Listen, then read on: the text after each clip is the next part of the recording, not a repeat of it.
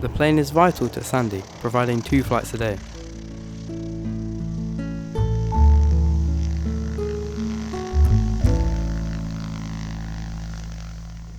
The airfield opened in 1967 and is serviced by a team of resident workers who turn up each day with a smile on their face to greet our visitors. The plane also ensures that vital roles can continue on the island. We have a number of fly-in teachers who take the 10-minute flight on our 8-seater Islander plane to Sanday each weekday. As a junior high school, this gives us options for exam subjects. However, the plane can get cancelled because of fog, ice, snow or very high winds, which can be really disruptive. Critically, if someone is very ill or badly injured on our island, they can be airlifted at short notice and taken to hospital.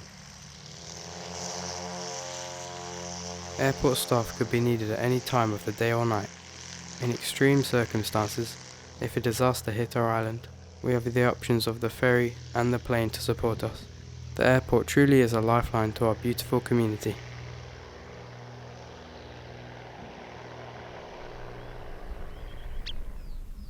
Coyness Chambered Cairn was first excavated in 1867 and then in the 1950s and 60s.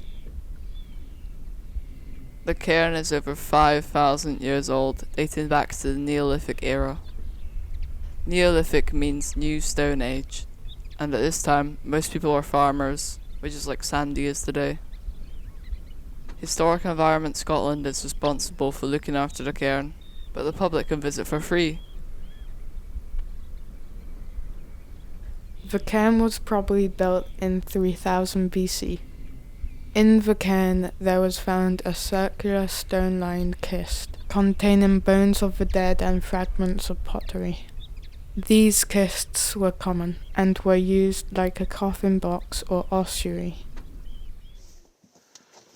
To enter the cairn, visitors must crawl through a 9-metre-long entrance passage, leading into the large central chamber, which still stands to its original 4-metre height. When you crawl through the passageway, you come into a little room, which has 4 other rooms off to the side, which held the bodies of the dead. This was a tomb for the dead, but its form bears some resemblance to the houses of the living. Some believe this reflects Neolithic belief in the afterlife.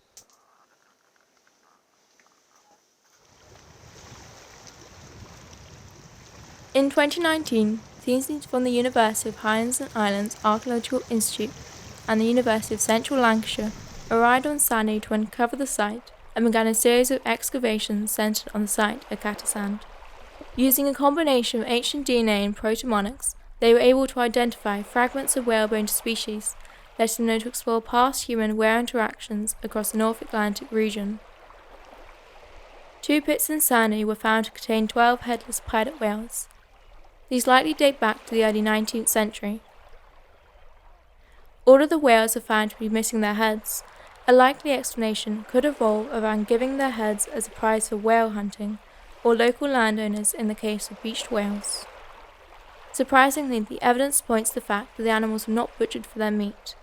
There aren't any cut marks on the bones themselves, and they're not dismembered and scattered, as usually found at butchered sites. So how did these huge skeletons get into the ground? In a 19th century account of whale beaching, a visitor to the island complained about the terrible smell coming from the decomposing animals. This complaint resulted in the local people burying the carcasses on the beach, and there they remained for over 200 years, forgotten by locals and visitors alike. Catasand is triple SI, Site of Special Scientific Interest, meaning it's protected. It's visited by many exquisite birds such as godwits, purple sandpipers, sanderlings, oyster catchers, redshanks, eider ducks, and many more. In Sanday, there are 2 types of seals, common seals and grey seals. Orkney is home to 15% of the grey seal population out of the entire world. Globally, the grey seal is one of the rarest. Right now, there are more grey seals in Orkney than humans.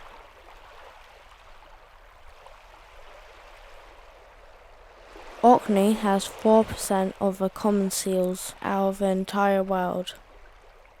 Common seals give birth during June or July, while grey seals give birth during October and January. If its eyes are close to its nose and close together, if the head profile is concave and short, it is a common seal. If it is flat and elongated, it is a grey seal. Grey seals have a elongated muzzle, and its eyes are set further apart. Grey seals are bigger than common seals.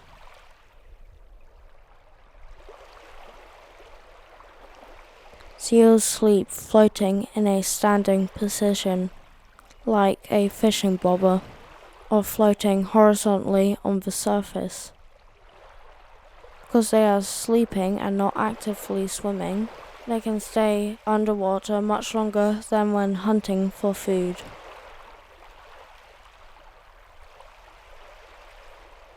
Selkies are one of Scotland's many myths, and there are many stories about them.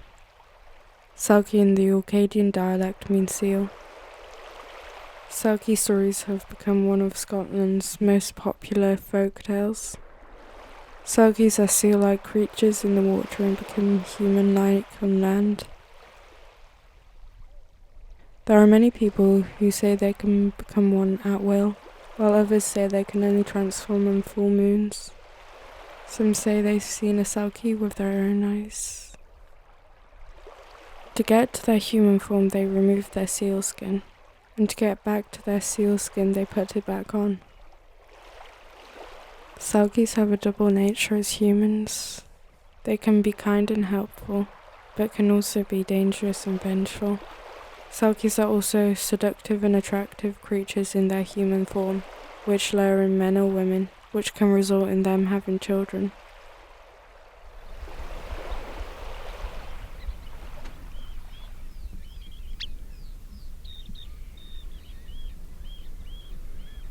This is the grave of Walter Charles Dennison. He was born in 1825 at Northmire, which is at the south end of the island.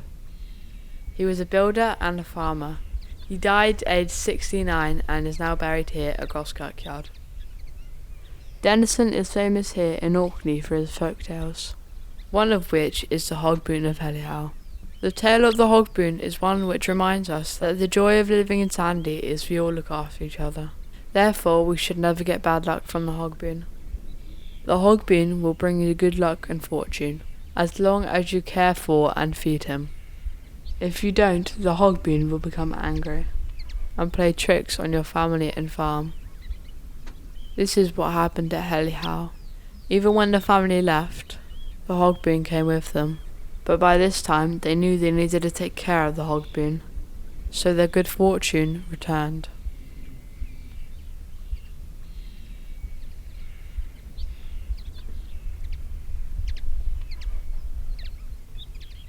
After a severe storm in 2005, the burnt mountain of Sanday exposed a stone kiss-like box.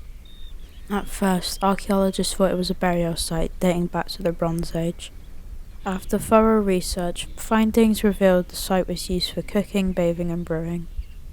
Unfortunately, storms over the winter of 2012 and 2013 caused further erosion to the site and damaged some of the structure. Worried that it soon might be destroyed, the community suggested dismantling it and moving it, reconstructing it in a safe location inland. In the summer of 2014, with help from the archaeologists from the Scape Trust, the Sanday community excavated and rebuilt the burnt mound. This site was in the field next to Sanday Heritage Centre, which was opened in May 2014. The site has been saved from the waves and is an attraction to visitors and a great learning resource.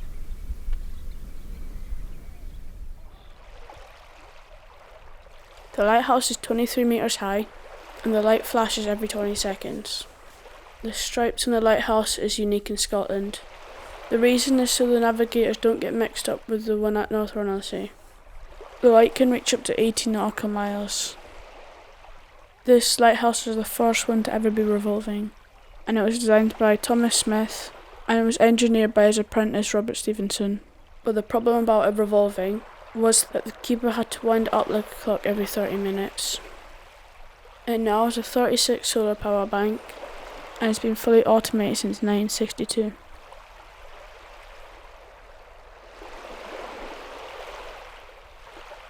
The B-98 is located at the wreck site of Loch Ness Bay, Sanday.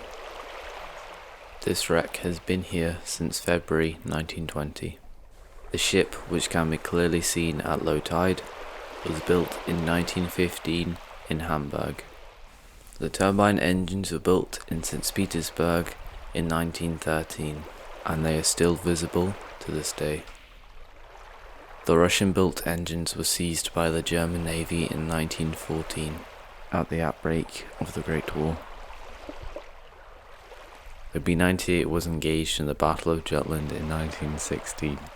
A year after the end of World War I, there was an attempt by the Royal Navy to tow the B-98 to the east coast of Scotland. Unfortunately, the tow line snapped, and this is why we are left with such a treasure on our beach.